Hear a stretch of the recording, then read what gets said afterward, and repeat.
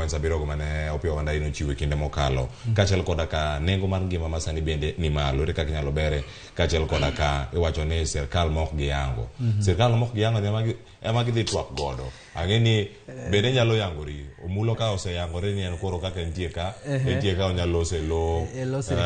Kenya Kwanza kaka jakanyo mar Kenya Kwanza imbe inyalo mana yangori mono koro kwa dhi nyime to ang'eya kama Patrice ni an concerned citizen gidholo ilongo ni in mana jal makoro okichung kumora chiel nikech Pericles ne wacho ni kadiponi iwacho ni Griska weche mag state kata weche mag ta serikal okochuni kendo ibro ng'eyo ni weche mag ta serikal bro chunie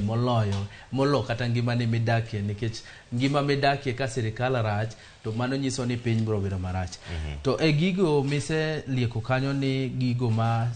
Azimio wacho kendo gidwa ni gitwak go gi jo Kenya Kwanza manie gi peke moloyo en nengo mar ngima kik wawuondre nyocha ka ji dhi ng'anyo jo piny ne wuok oko ahinya nikech nengo mag ngima nyocha dhi malo king'iyo nengo sitima sano dhi malo king'iyo token mar siling 100 iyudo units adek yande kane wane sirikal Uhuru Kenyatta kwa nyiewo tokens mar siling 100 iyudo units 6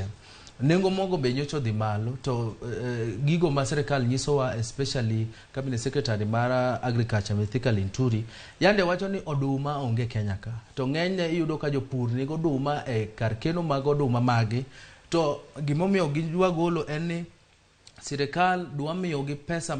matinie moloyo gi maluwore gi pesa ma yande giketo sama gipuro oduma omiyo nengo pek mar ngima ni malo kendo wadwa neno e twak ma koro Azimio nigo gi jo Kenya Kwanza ni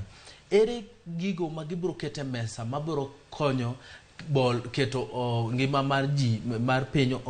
obede mombekni matin nikech iyudo kaka kuom sani wan gi joma dhi school fee joma dhi schools jo secondary gi primary secondary ahinya sirikal Uhuru Kenyatta nyocha nitie subsidies mar jo secondary sani iyudo ka subsidies go onge mano nyiso ni pesa mayande ichulo e mwaka mokalo ibro chulo mang'eny mwaka ne gi atamalo modhi kamoro nono weche mag